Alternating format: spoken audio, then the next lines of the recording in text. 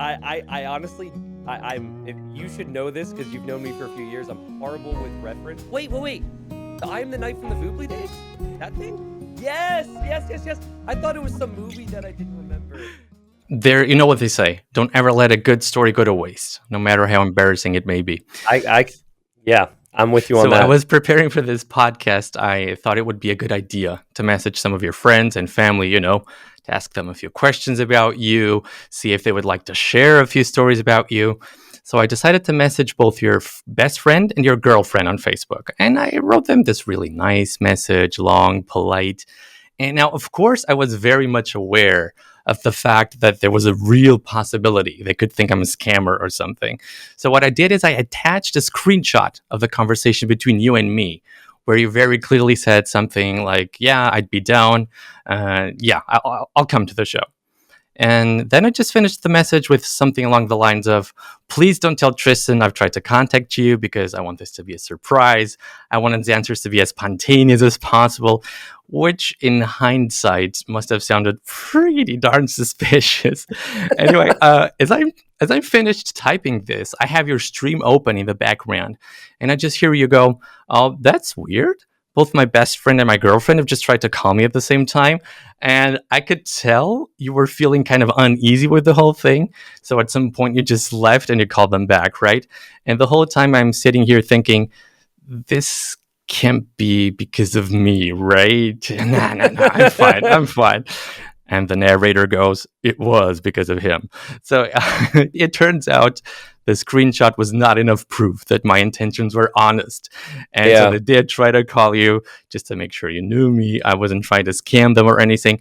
But I'm kind of curious. Has something like this actually happened to you in the past? I mean, someone contacting your family and friends trying to dig some dirt on you? So first off, that was absolutely hilarious. For those, you guys need to hear this part. I went to my Discord midstream for something else, saw his message, and he said in all caps, "It was because of me, wasn't it? They called because of me." I not really. I think what really alarmed them was my personal Facebook. I rarely use, and my personal Facebook is not tied to Age of Empires in most ways. I think it's like you, like just a few people who've been around a long time. I've known a long time that like It's a I added boomer thing, and I right? cared about Facebook more. No offense. Yeah, Facebook is a boomer thing by now, right? Yeah, it's a boomer thing, bro. So I think that was what probably alarmed them. But I have not really had issues. I do think privacy is a really hard thing to come by on the internet, and so I never ever wanted to tie in my friends' names, my girlfriend's name, anything like that to what I do. And it's not that I believe that anyone who would watch my content has any negative goals, but there always can be one. So I just kind of try and separate what I can. But no, nothing really, crazy. I mean, you've got like your scams via email and things like that, but that's not tied to friends and family. That's just tied to the normal online BS that happens. So Yeah, so I'm happy you just told me you don't want to involve your girlfriend's name because she's going to come up later and I just want to make sure I won't name her name. Yeah, So, we call her Lorena. That's her stream name. right. There's I a story actually behind knew that. that. So I actually knew that. So before we embark on the journey, on the wild journey that has been your streaming career, just tell us something first about your first steps with the game. I mean, when did you play it for the first time? Who introduced you to the game? So I have an older brother. He's 11 years older than me. And when Age 1 and Age 2 came out, I think he was late high school or early college years. And so that's just like prime time, I'm sure, to nerd out. It was a different time back then. And so regardless of gaming, I always would copy what my older brother would do. I'm a Minnesota Vikings fan because my brother, when he was 10, went to Minnesota once and became a Vikings fan. And I wish he would have picked another team. but like I just always would copy my brother. And so we had a family PC, but the family PC was not really for gaming. We played Solitaire and Battleship, but there was nothing crazy. And then my brother had his own PC. And so I would just sit there and look over his shoulder, under the agreement that I would not talk because I would talk a lot and ask questions. And that's pretty much how I started. And then there was a period where after college, he came back home for a bit and he was working. And I remember he would leave. He would say, "Don't play on my computer." And then I would immediately play on his computer. Uh, I and he totally found know out. that. I got an Yeah. older brother too. Yeah, man. So that was pretty much it. And I actually didn't play a ton of Age of Empires on his computer. I recall watching him play more, but I would play like Serious Sam. I don't know if you've ever heard of that shooter game. I know that game very, very well. You know, Yep. I've played it. I played it with Keller tons of times. Ah, yes. It was so fun. It was such a fun game, and I think there's like actually, 6 of them or something. yeah, I actually recall his YouTube video with you on voice now that I think about it, because Keller's got some interesting bits. Such a good game. So like Serious Sam, Worms, and Stronghold, actually, which I guess is the most similar to Age of Empires. And those are kind of my first steps, but there was never this. I never once did I think I'm going to talk about this game. That was never a thing. I just kind of was addicted to it and enjoyed playing it, and then I fell away from the game as many people did because nobody played it, especially in the States. Everyone was moving on to consoles like PlayStations and Xboxes and away from PC gaming. And I didn't end up rediscovering the game until my brother-in-law gave me a Steam gift card for my birthday, and I loaded it up on my birthday, and that's when Age of Empires 2 HD came out. 2013. So it was the exact date actually when HD came out was my birthday. So that's kind of what made me think, whoa, I remember this. I believe I was maybe watching some videos prior to that, but I did not think it was easily accessible. So Yeah, what about streaming? Do you still remember when was your very first stream? I do remember. It's hard for me to say my first stream. But I'm going to start before streaming because I didn't know how to stream, but there were a lot of programs that you could click record, and that made sense to me. So I did watch mainly ZeroEmpires videos, and I knew that casting was a thing.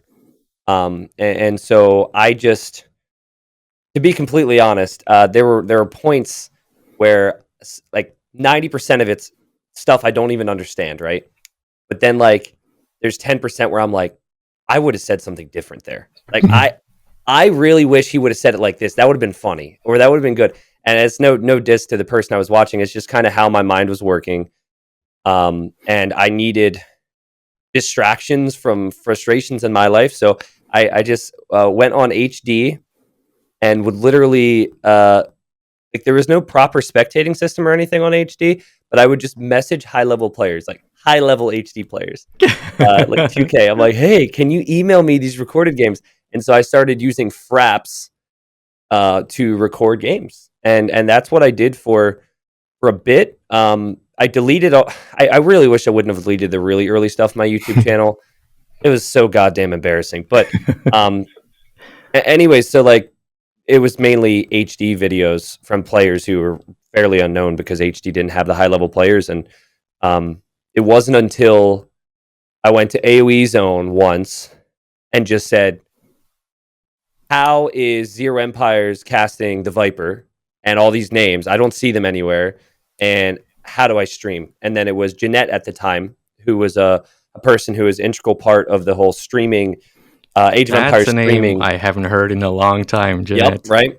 And he kind of helped me out, and that's where it all started. Yeah, so I remember this conversation that I had with you. This was many years ago, and this was at a time where your channel was starting to grow, but it was still at a level where it wouldn't make sense for you to go full time. You must have had something like 200, maybe 300 subscribers on Twitch. Can you judge by the amount of subscribers when could this have been? 200, 300 subs? I would say late 2016. Okay, let's say 2016. That's just a rough guesstimate. Yeah, so we were talking, and at some point I asked you what was your day job. and I could immediately tell you were kind of reluctant to answer, but at some point you did say something like, "Yeah, I work in retail," which obviously gave me the impression you hated your job and you were very Mhm. unhappy. So back then, was streaming for you a form of escaping the reality of a job that you hated? Or was it something that you always wanted to try, regardless of how happy or unhappy you were with your professional life? I mean, honestly, it was the job sucked, but streaming and casting started before that job, and it was more of an escape from just like massive levels of anxiety, and like depression that I struggled with my whole life, and I needed something that gave me an outlet. Now, I didn't think, I need a constructive way to express myself that will be healthy. I didn't think like that. Really, it was just I was drawn to it, and it ended up being something I could focus on. Um, but yeah, like the I knew this would come up at some point during the podcast, and I really had to think because I could spend three Do you hours about remember this just conversation? no, no, no, no. Sorry, I Okay, mean I'd like be in very general, surprised. my using streaming as an outlet, right?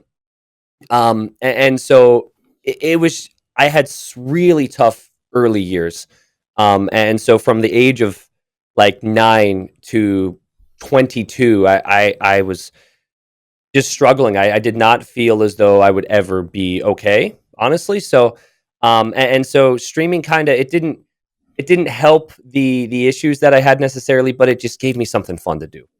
Um, and and man, when I was doing retail, the only thing that I wanted to do that entire day was get home and do Age of Empires. So I would just completely neglect my duties. Not completely. That's not fair to say, but I would just neglect my duties somewhat to write out ideas, think of strategies that I could search for videos. It was fun. So Yeah, so was streaming always going to be about casting for you, or did you also plan on streaming your gameplay, or did you have no plan at all? it was always going to be about casting. There was a period where I would do both. I figured if I'm going to play the game, why don't I stream it? It makes sense. There are some people out there who watch, but um, there was a period where so first off, when I play, I want to feel like I played my best, win or lose. When I stream and play, I'm never playing my best. So and I'm not like some of the top guys where they can not play their best and toy around and still win and masterpiece. I can't do that shit. All right, like that is only what the top 5 and top 10 can achieve.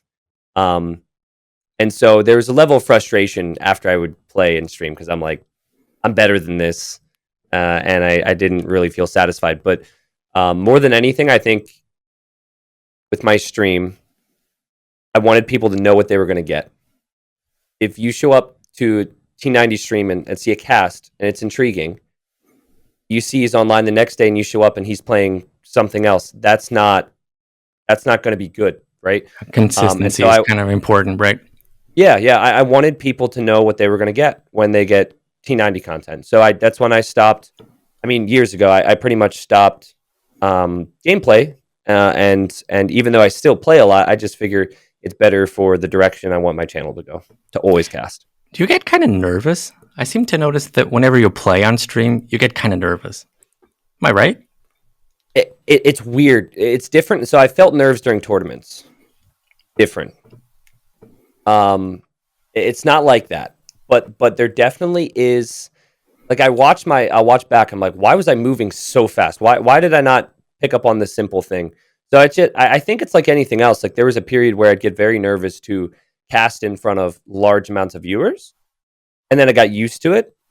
Um, so I think there are some nerves there, but it's not like high level tournament anxiety. It's just people are watching me type of a deal. So Yeah. So, did you have any references in the world of casting? I mean, someone who inspired you, and not necessarily from the Age of Empires world.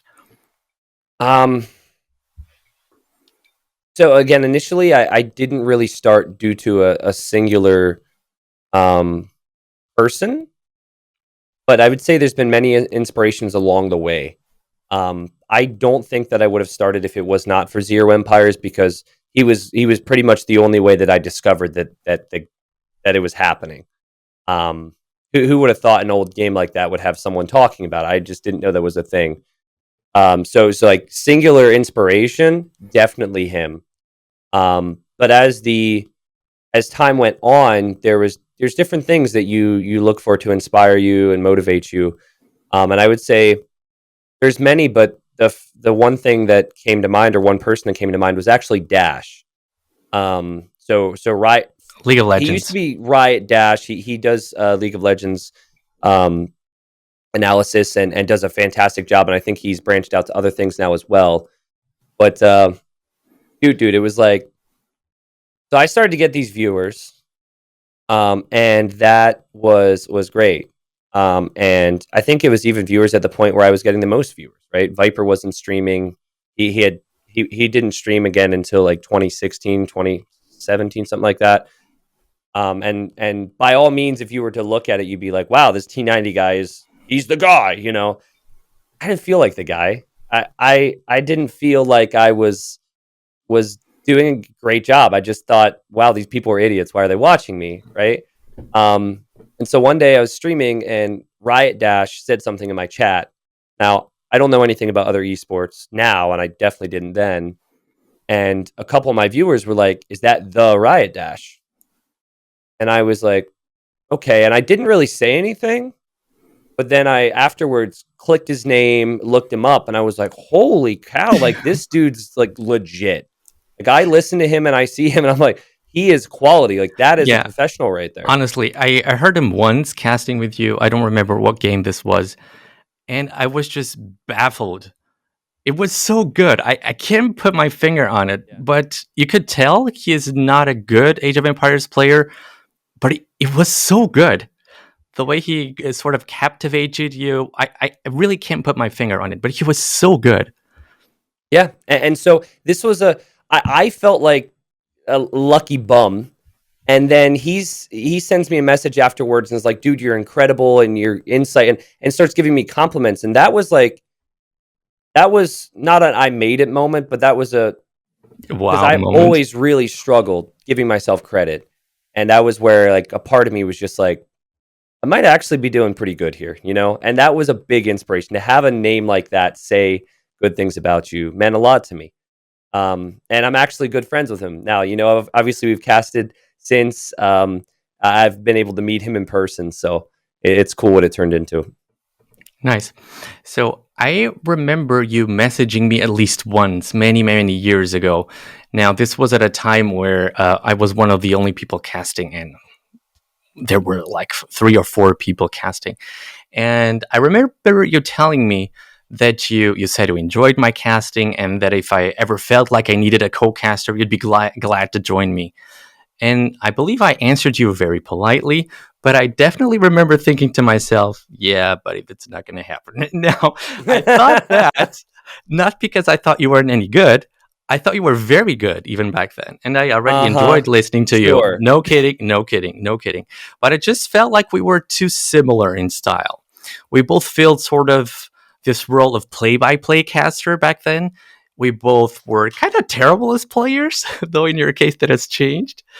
So I was very picky when it came to accepting co-casters.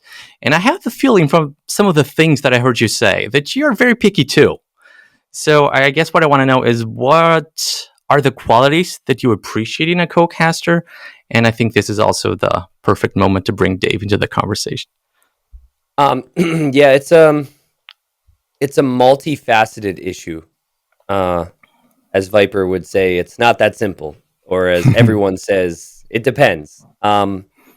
So, you know, that has been a situation I've encountered where there's a lot of people, and from their perspective and my perspective, when I talk to you, you're someone who there's someone who enjoys casting.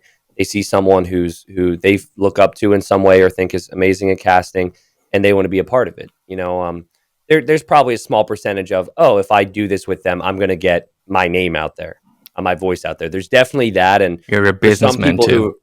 For some people who've approached me, it's clearly more, I want to give myself exposure than I really like casting with you. You know, that's just how it goes. But I feel as though. So I'll use Dave and Nilly as an example. Dave and Nilly are not just people who have casted with me for years. They are people who are my friends. And that goes a long way. And I feel the other thing about those two in particular is that I try and surround myself with people who will tell me if I'm doing something wrong so we can make it better. I don't want people who say clap, clap, clap, well done, T90 every time I do something. I don't want that. And so there have been moments where Neely and I have sat down prior to a cast and said, hey, I think we're going to address this like this. I think we need to do a better job on this. And I need to be able to say to someone, if I'm going to bring a high level show, you need to tweak that. And I want them to say that back to me. And so that is a level of comfort and a level of precision possibly that you just don't get with anyone that's new, right? The other thing is, I say I do 5 streams a week. I don't want to have co-casters with me all the time because viewers, I want to interact with my viewers. I do like to do just normal cast streams, like events and whatnot, but if it was only me just casting games, I probably wouldn't do it for very long. I like to interact. And so I can't do that if I have a co-caster. So I can never say this word. Familiarity? That one, thank you. That's important too for viewers who come in. At this point, they're like, "Oh, that's that Dave guy." I've heard him before.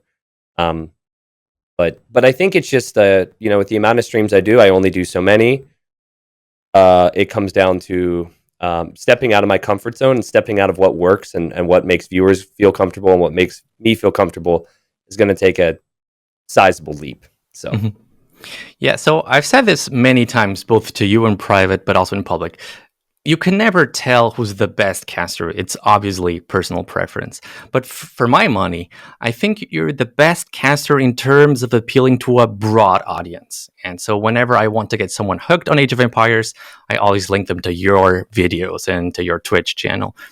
And the reason why I think this is the case is because your casts offer barely any barriers to entry for newcomers. You obviously have a deep passion for the game. You're not shy about it.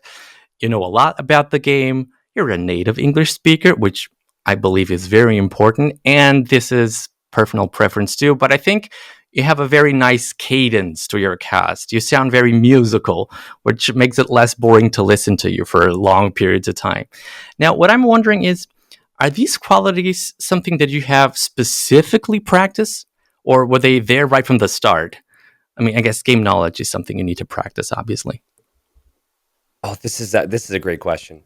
So, again, like everything else, things have changed, and I have had to learn and adapt. But let's say the first year T90. Obviously, the game knowledge was worse, but let's pretend the same game knowledge was the same. I load up my stream, I load up a game, have people listening. Villager gets killed. I say villager gets killed. I talk about everything I see, right? What I don't talk about is all the different roads people can go down. And that's what's interesting about Age of Empires to me, but I never did that. And so I I really like to enlighten people, right? Like, let's say there's someone in the dark who doesn't think a game is interesting, like Force Nothing, for example. It's almost like a challenge for me. How can I get them interested in this right now? And it makes it less boring for me as well. If I just go off what's happening in a game, there are many games where it's boring, but there's so many possibilities in Age of Empires, and they're always there. It doesn't mean they'll happen, but they're always there. And so that is something I had to learn, and that is what has me addicted to the game. So it is not, I'd like to be clear, it is not me doing it for viewers. It is doing it for myself and viewers, because otherwise I'd just be sitting there and just be like, okay, well, like Harris 3 TC behind his wall. Like, it's like, what else do I talk about? So, but in terms of barrier of entry, that is something that is just it was such a tough thing for me to tackle when the channel started to get big. When I had 500 viewers on a stream, which was a lot, right? When I first started, the biggest streams were getting like 150 on Voobly Official, maybe 250 on Voobly Official. Yeah, I think that one LAN was like a tournament game 1,000. would get maybe 300, 400.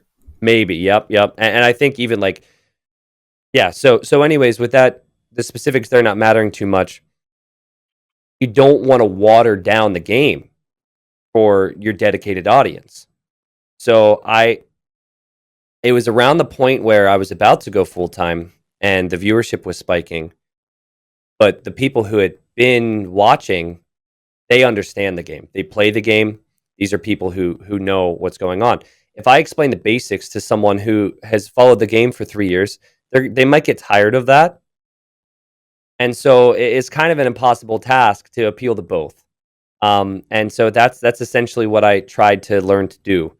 Because if you water down the game to a point where it only appeals to newcomers, those newcomers soon become people who are experienced and they move on past you.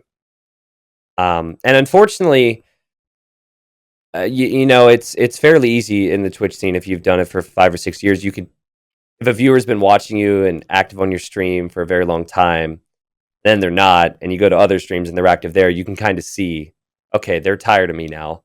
So it's not a perfect system, but I feel as though I do a fairly good job trying to combine both. Absolutely. Trying to toe the line, which is not easy. Yeah, so I seem to remember, and many people pointed this out back then, that one of the first explosions in terms of growth that you've experienced happened roughly at the same time that ZeroEmpires announced he would leave the scene and embark in one of his many adventures. This was either 2015 or 2016, I believe. It was I almost remember the exact date. I think it was late October of 2015. All right. So it feels kind of weird to even have to explain who ZeroEmpires is. But if your first contact with Age of Empires 2 was the DE version, you'd be forgiven for not knowing who he is. So ZeroEmpires was one of the biggest promoters of this game long before we had T90 and Spirit of the Law. His YouTube channel was by far the largest Age of Empires 2 related channel. And he was just very influential as a caster, content creator, tournament organizer, and many other things. So what people said back then is that him leaving the scene created this vacuum in terms of Age of Empires 2 content, which in turn caused some of his fans to then migrate to your channel. Would you agree with this? I think that it benefited me, but not more than there would have been benefit if he would have stayed. And I'll explain what I mean by that. So there's no way 100% of his audience, his diehard audience, came to watch my channel or other channels. It's an absolute fact that you think it's too different percentage of them just left. Right? So if ZeroEmpires stays and continues to do his thing with his audience, and then I come in and start to do my thing, I'm sure there's going to be a trickle of people who might find me. It's not going to be as extreme, possibly. But ultimately, I think I would have been better off, and the scene would have been better off if you would have been there. But there definitely was. I remember a few comments on videos. This is back when I had email notifications for any comment that would come up on a video. Right? That's how early it was. And there was definitely a few like ZeroEmpires just quit, and I needed somebody. And thank God I found this video. So initially, it was big for me. He also did. He did host me one of my very first streams. Like a couple weeks in, I'm streaming for 3 viewers. And I remember exactly who those 3 viewers were, by the way. It was Dave, Smarthy, and Hardy. Smarthy, longtime friend and mod. Dave, of course, everyone knows Dave. And then Hardy actually does a lot of editing for me now, which is crazy. Is he the one who made this very funny video with the Viper and the Burgundians? Yeah. Hardy made that, and like the weird remix with me singing Huns and all the Hidden Cup Mimi confirmed videos. Hardy and I work on together. Mm-hmm. So it's just crazy to think that it started then. But anyways, I got this host. It's like 120 viewers from ZeroEmpires, and of course I knew who ZeroEmpires was. And I'm freaking out. Internet craps out on me. Oh I was so upset. I was so upset. And Well, then it was around a month later is when he had this big. I think the video is down now, but this big dramatic video. I think he was upset with the state of the game and Microsoft treating HD as a cash grab, which it was, and had spent so much of his life on the game that he needed to break at that time. So, but yeah, to circle back to your question, there was initial benefit, but I think it would have been better for Age of Empires if he stayed. mhm. So ZeroEmpires was someone who was very much aware of the fact that there were big differences in terms of what the YouTube audience likes to see and what the Twitch audience likes to see. High-level competitive matches seem to do better on Twitch, while more casual games tended to do better on YouTube. I mean, ZeroEmpires' most popular video to this day is the now famous "I have no words for this game," which right now has almost 2 million views on Crazy. YouTube and was probably one of the first videos to crack the 1 million. Yeah. Do you think this is still true today? Do more casual videos tend to do better on YouTube? Definitely. I'm trying to think of how to explain my thought process here. So I treat YouTube and Twitch in terms of like compared to a friendship, right? So I have friends who I hang out with somewhat regularly, who I love, and I happen to spend more time with them. But I also have friends who I love the same, who I don't see as frequently, right? But they know if anything's going wrong, if they ever need me, I'm there. Okay. That second friend is YouTube, and that is very important to have. The consistent content where you know you're going to get an interesting strategic game, a good breakdown. That is so much more engaging than watching someone else's or watching a clip from a stream, right? And so I think it's really important. And if it wasn't for my YouTube channel, like obviously ZeroEmpires leaving helped a little bit with the stream, but if it wasn't for my YouTube channel gaining momentum, I wouldn't have even become a popular streamer. And I don't even know if Age of Empires would have reboomed to the level it did. So YouTube's just massive, and it's still. I don't have numbers to back it up, but even though Twitch is big, YouTube is just so Massive, much bigger. yeah. It is so much ridiculous. bigger. Yeah. Yeah. So is that something that you keep in mind when deciding what kind of content you want to create, or do you just end up doing whatever you enjoy doing the most? I really do try. Unfortunately, consistency is tough because sometimes I can't find games I find interesting. Sometimes I'm overwhelmed with everything else, so I can't keep the structure I'd like. But it is definitely something I've kept in mind for a long, long time. What initially made me start to do it was people coming into my Twitch stream saying they came in from a YouTube From video. YouTube. And so the initial motives were viewership engagement and like self-advertising my Twitch channel, basically. And I don't know the exact dates. I want to say late 2016 is when I started to try and do YouTube only stuff. I didn't like it. It was not fun for me. It was very forced. But actually, as the streams began to pick up over the years, streams are I love, but I love the YouTube only content differently. So I genuinely enjoy being able to sit down with no distractions and be like, guys, you got to see this, and be able to talk about it without having to. Not that I couldn't ignore my viewers on Twitch, but without having to have that interaction aspect, right? Mm-hmm. And so, yes, it's important, and I'm really happy that I actually enjoy that part, because if I didn't enjoy that part 6 years in now, actually, I think I would struggle to be able to do it. Yeah, so another thing that has obviously immensely contributed to the growth of your brand was the Hidden Cup series. Mm-hmm. The very first Hidden Cup was held in 2018, and we've now had 4 of them in total, each time with bigger audiences and bigger prize pools. Now, Tristan, 2018 was still well within the era of Viper's total domination over the competitive scene, right? Mm-hmm. And in fact, he was so dominant that some people liked to talk about the so-called Viper effect. That is, every time people face him, they would be so nervous that they would invariably end up playing much worse than they actually could. And this is something that Mem, for example, has pointed out many, many times. Was Hidden Cup created with the intent of testing this theory? I mean, if people don't know they are facing the Viper, then maybe they would actually perform to the best of their abilities and maybe even beat him. I can't say 100%, but I can tell you that Dave and I were way too certain than we should have been that there would be some cracks in the armor for Viper during a first Hidden Cup. It's really the most embarrassing thing about Hidden Cups is going back and listening to what you said, whether it's trying to guess who the players are or just bold statements like we think Viper's going to struggle and someone's going to all baloney, dude. And that's that casting in general where you say things and you look back. I guess it's like if you look back on old social media posts from when you were younger, you're like, what was I thinking? That's me, except it's in front of lots of people.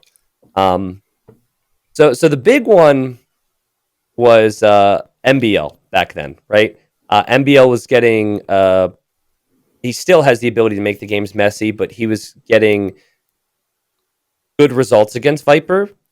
But he would clearly have a massive brain fart in a series. If it was a Civ draft, he just picked some dumb civilization that didn't make sense. He would go for something he didn't need to go for, and it clearly came back to mental. It's funny, actually. MBL and Viper ended up being in the finals of Hidden Cup 1, and MBL then had a massive brain fart. But I mean, at that point, they were pretty sure they were facing each other, right? Yeah, but yeah, to answer your question, there was definitely that idea. But also, Hidden Cup 1 was not.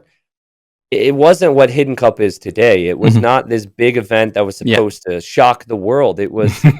I messaged Robo. I was like, "What do you think of this idea? Can we make it happen?" And he's like, "Yes." And we did it, and then we realized the potential. And it wasn't just viewers like this. It always has to be: did players give good feedback? Did the viewers give good feedback? And did I and others enjoy it? And it was just a perfect mix. Mm-hmm. Now, the most notable feature of Hidden Cup is, well, the fact that the identities are hidden. And that means players don't know who they are facing most of the time. They cannot prepare their strategies with a specific opponent in mind. They cannot review any recorded games. And sometimes they're even forced to play in servers that are objectively worse for both of them. And this is only for Hidden Cup 4, probably. So would you agree these are things that make Hidden Cup somewhat a less competitive tournament than maybe some other events of similar stature? In regards to the servers, so first off, I had no say, right? But I've seen the server breakdown of servers that were used. Robo had it in a doc, and I don't recall if I saw it all for Hidden Cup 4, to be honest. So in regards to Hidden Cup 4, maybe there was a huge discrepancy in one instance, but servers are going to have like a 30 to 75, 80 ping discrepancy in any tournament. If I'm playing you in Europe, we either go for European server or East US, and there's a difference. But there would never an instance where like there would be a massive ping discrepancy forced. So there was not. I just wanted to clarify that because it was we're not putting one person at an extreme disadvantage beyond what would happen in another tournament. I suppose the fairest thing that you could do, and it was actually proposed by a player prior, like 2 weeks before the tournament, was that you alternate the servers. So if your best server is Europe and my best server is East US, game 1's East US and game 2 is Europe. But for me, I was player's name start with a D and finishes with "on" and has an O and G in the middle. It's the Viper. The Viper okay. Yeah. So, but like, if that was the tournament standard at that point, I would have considered it. And if it was brought up ahead of time, it would have been something we could go through. But that's not how other tournaments are handling things right now. And I felt that, again, I instruct Robo, like, obviously don't force a big ping discrepancy. So, again, I cannot talk specifically regarding Hidden Cup 4's service because I don't remember. But I saw the list for East US, And if anything, what would happen is, like, let's say you have 2 European players. Let's say you get 40 ping to that server, both of you. There were instances where we give you East US, both the European players play on 90 ping or 100 ping, which is very, very common in many games with how it works, right? So that said, in regards to other aspects of Hidden Cup, there's definitely it depends what you see is competitive, but just the fact that it's a random seeding is definitely not tournament like, right? So in that regard, it definitely, especially for the, what's the word to say, the real competitive folks, like, that is just not as competitive as other tournaments. That's just how it goes. Does it Like, bother you? what was that? Does it bother you? I think it would bother me if the results were. It bothers me because of Nikov. It bothers me because of Nikov, because poor Nikov has had such a bad run in. He messaged me after Hidden Cup 4 and said, before Hidden Cup 4, he said, if you give me Viper again, of course it's random, I will fly to Florida and I will kick your ass. And then he got it leery right. first round. I got leery, right?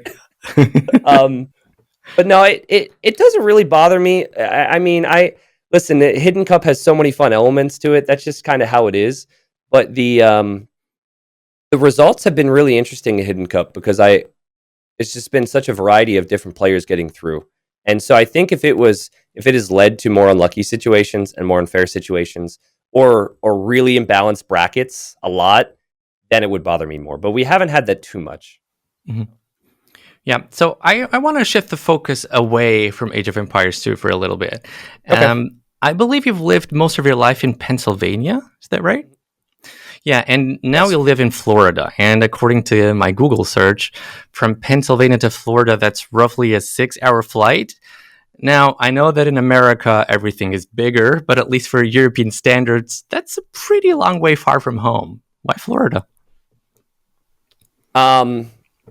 So Pennsylvania has a really good mix of seasons. So if you like that, PA is a good spot to be in. It's you've got fall, beautiful. You love your snow and ice and clouds. You have your winter, all the way through the other seasons. And as I previously mentioned in this podcast, still do, but for much of my life had many issues with anxiety, depression, and so seasonal depression was a big thing for me. Dark times. You can't go outside, you can't do anything, and it really would affect me to the point where from November to March, I felt like it was a waste of 4 months. I felt like I did not enjoy those 4 months. I felt like I was not happy, and in many cases, it led me to spiral into darker times. And so I started working from home with this whole streaming thing, closing in on 4 years, and there was a point where it just kind of dawned on me, like, why, why am I still putting myself through this? There's so many people who would love to try and move, but they have to figure out the job situation. They have to transfer within their company or take a risk and go to a new company. You sit at your desk, you should do something. And it took me some time to work up the courage. I spent like a year taking some small trips here or there. So I went to North Carolina, which is like 2 states above Florida. No, 3 states above Florida. So it's kind of like in the middle of Pennsylvania and Florida. I went to Georgia, and I just wanted to kind of get a feel for the areas with the intention of just living in a warmer climate. And ultimately, what was really tough for me was I had too many options, Nelson. Like, if you're going to transfer within a company and there's 5 different locations, you pick which one's best, and you don't have any other say in the matter. I was moving somewhere where I didn't really know anybody, and I'm just like, what factors determine where I go, right? And then, ended up meeting a girl and taking a few trips, and then just saying screw it, and that's kind of why I ended up in Florida. But who knows where I would? I would be in some southern state, but not sure if I would have ended up in Florida if it wasn't for my girlfriend. Would California have been an option? I mean, in the South, you got pretty nice weather too. Yeah. So, funnily enough, the time zone would suck for an Age of Empires streamer in California. Right. Mm-hmm. So that was something that I considered because I cannot wake up early, and it's pretty common where I'll have to wake up at 8:30 or 8 a.m. to stream at 9 for events, and that would be a 3-hour difference if I was in California. As much as I would like to convince myself that I'm going to change my schedule when I'm over there, I wouldn't. Um, so yeah, that was a factor. California also has extremely high state income tax. I think it's the highest in the U.S. And one of the other benefits of Florida is that there's 0% state income tax, right? I think there's zero. Like 3 Okay. states. Yeah. Which, as someone who's self-employed and when taxes are an absolute mess in this country, that also was a bonus too.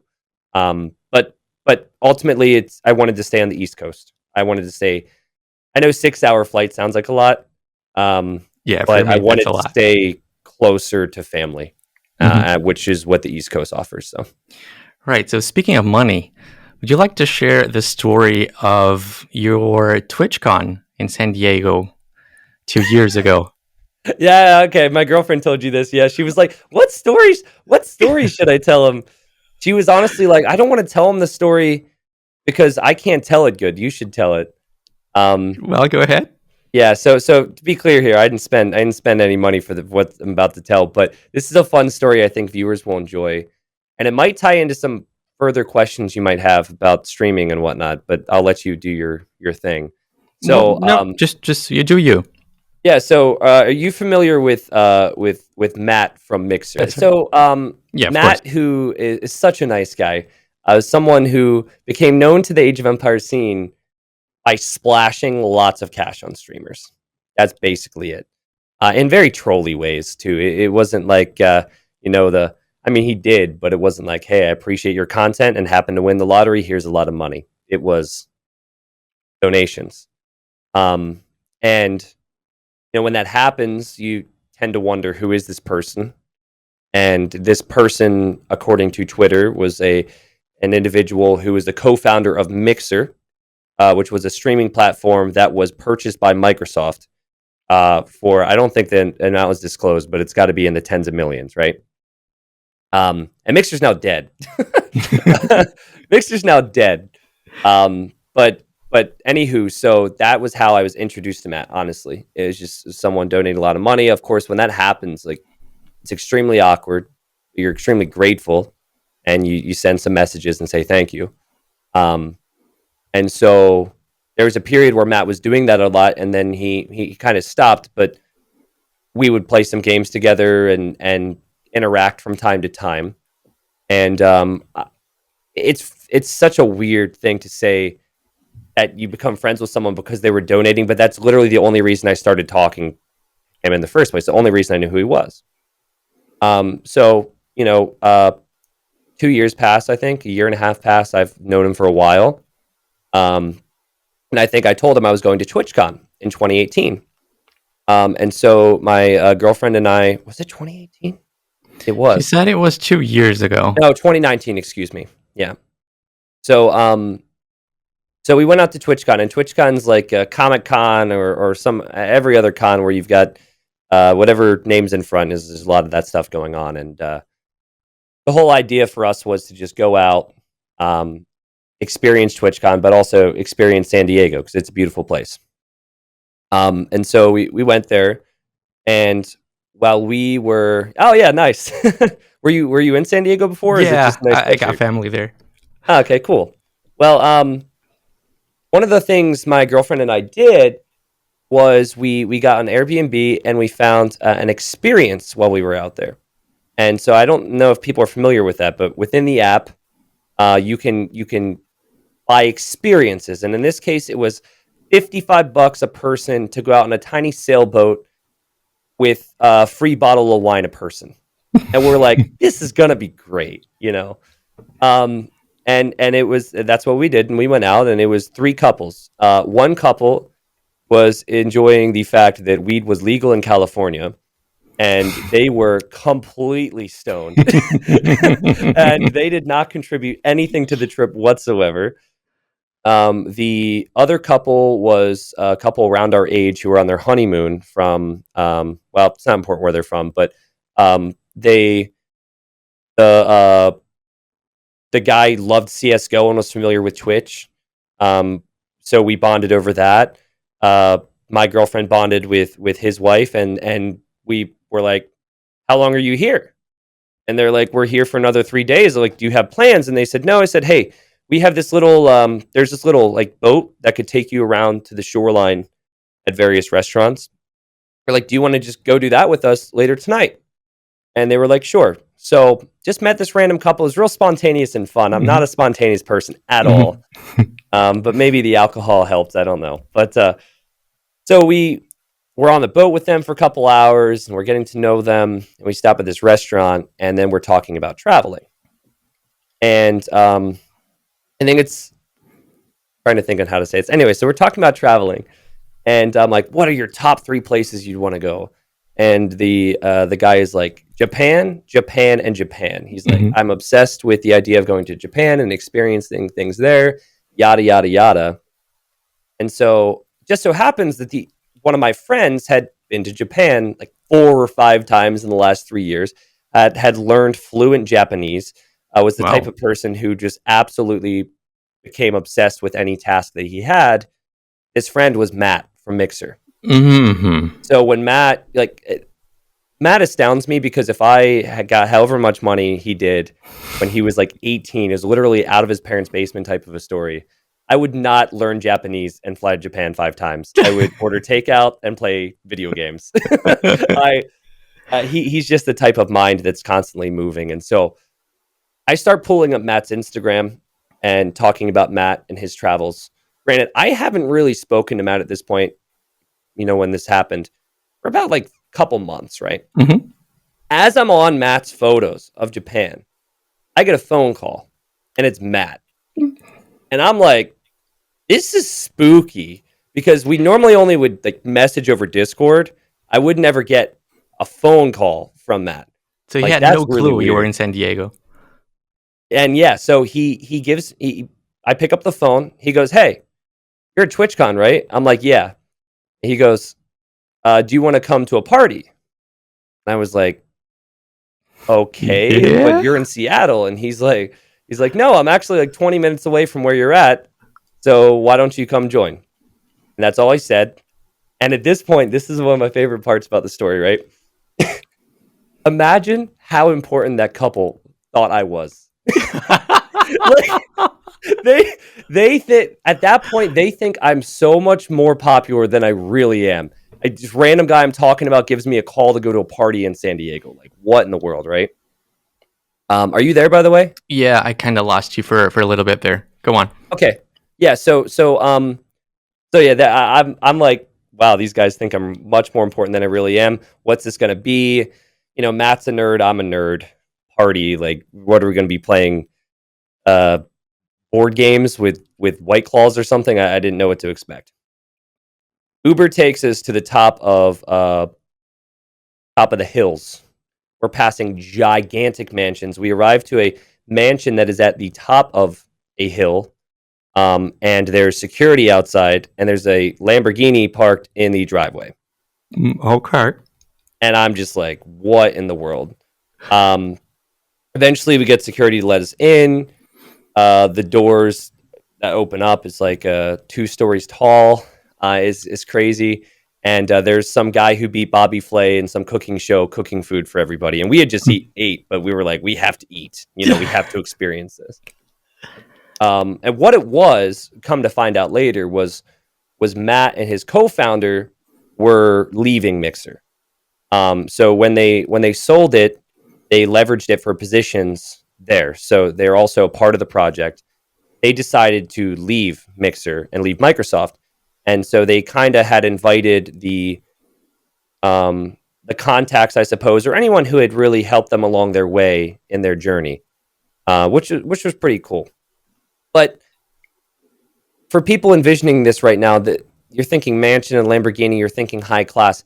It's a bunch of YouTubers and nerds in this place. It was so weird. Like shorts and t-shirts. No, it just did not felt like we belonged there at all. And it was quite a cool experience. We got to see the whole place and just hang out there for a couple hours, and nothing more happened than that. We ended up going elsewhere, but like, holy Yeah, cow, what man! an amazing experience it must have been. Yeah. And I never really, I never really wanted to tell that on stream because, Well, there you go. yeah, you never really. I don't want to tell that on stream. It's not that people wouldn't be happy for me, but there's like, you go too far with talking about a happy thing that's happened to you, and eventually people are just Yeah, like, "Come I get on, it. dude, this is too much." And I don't know, it's a little unbecoming. Not that was in any way bragging, but it was a crazy story. And so Matt and I, still in touch to this day. I don't think he's Mhm. going to be having any more big parties like that, but Does he still watch Age of Empires so from cool. time to time? Yeah, occasionally he tried to get me to go over to Hearthstone. I think he got really addicted to that for a time. He actually also learned how to fly planes, and now is a pilot. And he is flying across the country right now, I think, because he was actually in Florida with his family. So like, Nice. this dude's like 22 now, and created this thing in his parents' basement. Got a bunch of money. Went to Japan a bunch of times. Learned Japanese. Now learned to fly. Like, again, I admire his ability to learn, because I would just not have the personal drive to do that. All right, Tristan. As an European, this is one I'm really curious about. And one way or another, America is always on the news. But in the last couple of years, you guys have been even more on the news. And the reason is obvious: Trump. Yeah. Now, I'm aware how delicate of a subject this is, especially for someone with a large audience such as yourself. But I want to approach this from a slightly different angle. Now, this is obviously purely anecdotal, but whenever I went out with friends and the subject of Trump would come up, I always had the feeling there was a broad consensus that everyone held a rather unfavorable view of him. So speaking about Trump was never a contentious issue or something, whether I was with friends or even with friends of friends. But you live in a country where 74 million people have voted for him. So it's very reasonable to assume that if you were in a large group of people, opinions about Trump would differ. So did people actually have no problem talking about Trump? Or was it something that everyone avoided talking about as much as possible because they know it could lead to nasty discussions? Good question. I think it depends on the type of people you surround yourself with. It depends on how many people you surround yourself with, which for me is not too many. I think that with most of the people I would encounter would either not discuss politics or would at the very least recognize that Trump was a lunatic in some ways, right? My issue with politics, and I'm not hugely political, is that at least with the way it works in the States, it's very people in general are very all or nothing, and it becomes very divisive. Like if you say something I don't agree with right now, I can't throw out everything else that you say. I might agree with that too. And this is not to say I largely agreed with Trump. My point is that with political stuff, it's not all or nothing. And so for me, the only thing that I could 100% agree on, because I don't even know all the policies and whatnot, is that he was just not acting like a good person, and that was clear as day, right? So as far as was there tension? Not really. I do think, though, that in this country, and at least in my upbringing, that we were pretty much taught, or maybe self-taught, to not discuss politics. It's a bit like the don't discuss how much money you make with your coworkers, like shit like that. And Just good so manners. I'm thankful that I didn't run into some craziness. Now, granted, I live in Florida, so there were plenty of signs and things like that in this state, but I did not encounter too much division, which was good. I'm sure, like, if I was maybe a more social person, outside of streaming that I might encounter something. Yeah, so Tristan, in my last episode with Viper, we had this segment where we addressed some of the controversies surrounding him, and I'd like to do the same with you if you don't mind. We'll start with one of the most popular series on your stream, the Low Elo Legends series. And what happens here is that you basically look for two very low-rated players who happen to be playing ladder games at the time, and you cast their games. And the criticism here is that some people claim you're basically just making fun of them, making fun of new players and mocking them. Is that fair criticism? I think that it's unfair criticism as a whole, but when you cast hundreds of low elo games, there might be instances where I possibly go too far. It depends on the person, right? Like if I make a mistake, I want my friends to give me shit for it. But if one of my friends makes a mistake, I know he's not the type of person where I should give him shit for it to the same level that I would receive it, right? That's what's tough. But the idea of low elo legends is to make Age of Empires more relatable. It's a very difficult game, and all people saw for so many years was high level play.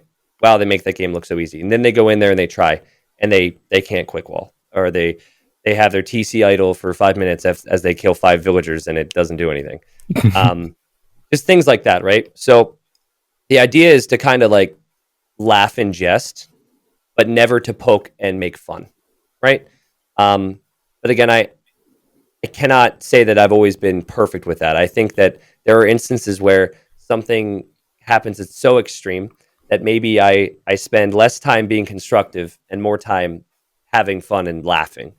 But the position I come from is always to encourage other people to fail, encourage other people to step up and play. Seeing people make mistakes that you make, or seeing people make more mistakes than you think you ever would, that encourages people to step out of their comfort zone and play. So I suppose fair. I'm sure there's been instances where it's been too much, but I hope that if I ever offend someone with that, or they think I go over the line, they listen to the whole video, because I don't think there's ever been an entire game where the thought process is to just poke at and make fun, right? Right. So the other thing people have criticized you for is for not being critical enough of Microsoft whenever you disagree with them. Now, obviously, there's no way of objectively saying how much criticism is enough criticism. Yeah. But I believe the broader point here makes for an interesting question, actually, which is, considering that Microsoft sponsors some of your events, have you ever held back on your criticism of Microsoft for fear of losing their support? Yeah, good questions. When people say I don't complain about Microsoft enough, I have to laugh because I feel like I do it all the time, and I feel like I might do it too much. But that is a really important thing to talk about. The fact that if there's issues with the game, people might not want to complain about it in fear of not getting support from Microsoft anymore.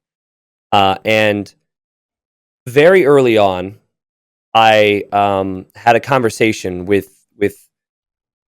I don't know, like Microsoft. Okay, very early on, I had a conversation with Microsoft. It's not fair for me to like name drop or anything, and I basically asked them the situation. I was like, listen, like, can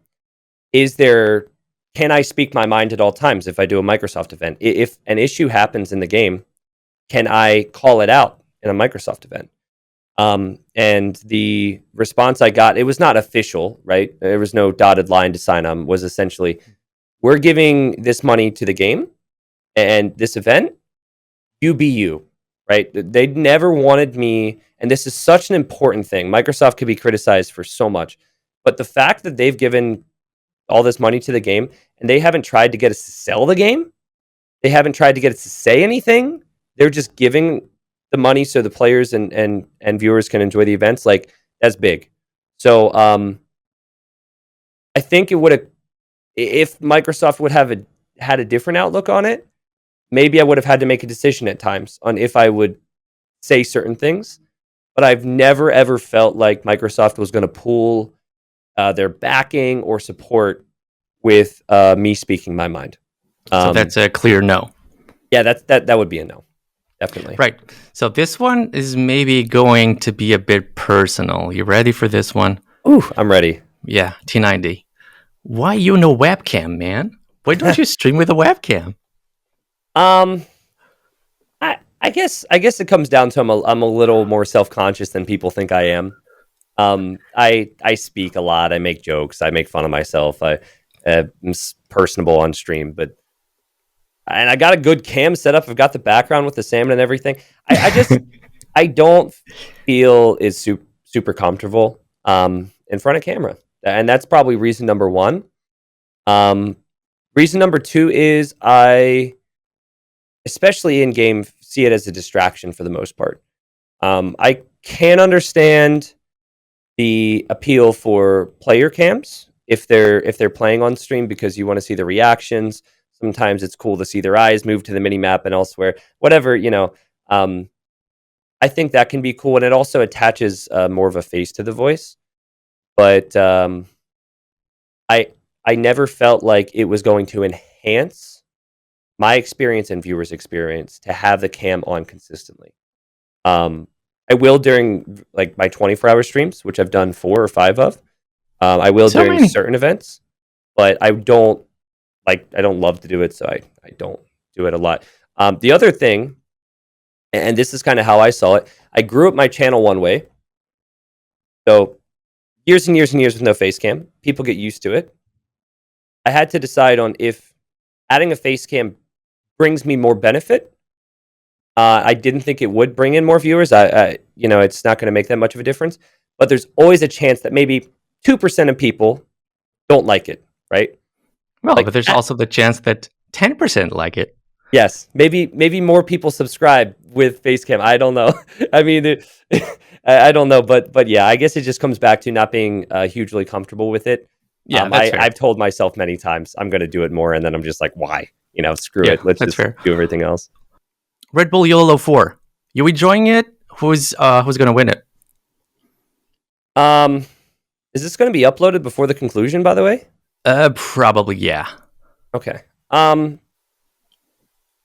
It's a tough one, man. I think that I feel Leary or Hera more than Viper.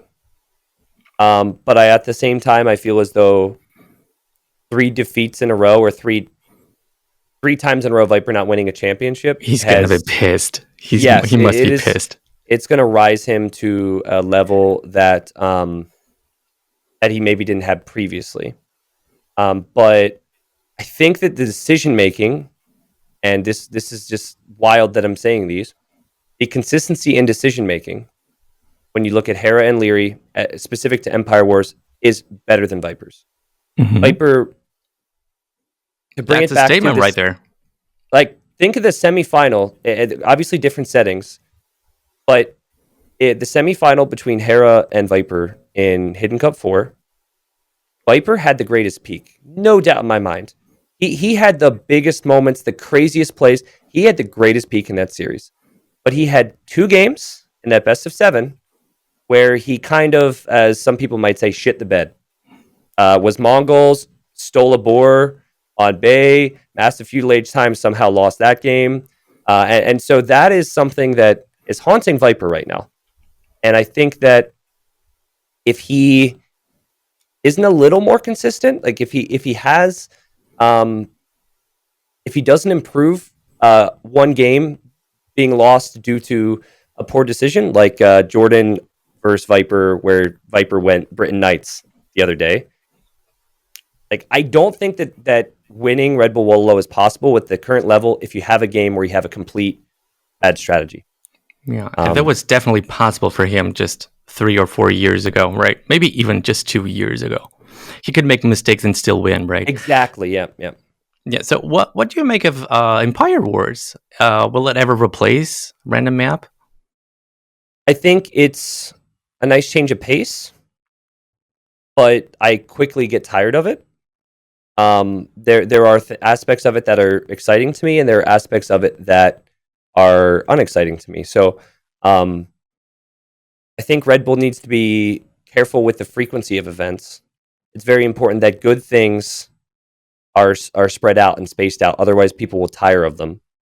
And I know there will be more Red Bull events, right? So I in terms of the settings, I like it in certain ways. It brings more to the game in certain ways, but it also takes away from the game in other ways too. So I think that means it's perfect though, because it's not one or the other. You know, it really does have its own place in Age of Empires. So it's still going to be RM, the standard game mode for Age of Empires, in your opinion? I mean, if I had to choose one or the other, I would choose RM all the way. So yes. Yeah. So last question, Age of Empires 4, hyped, not hyped?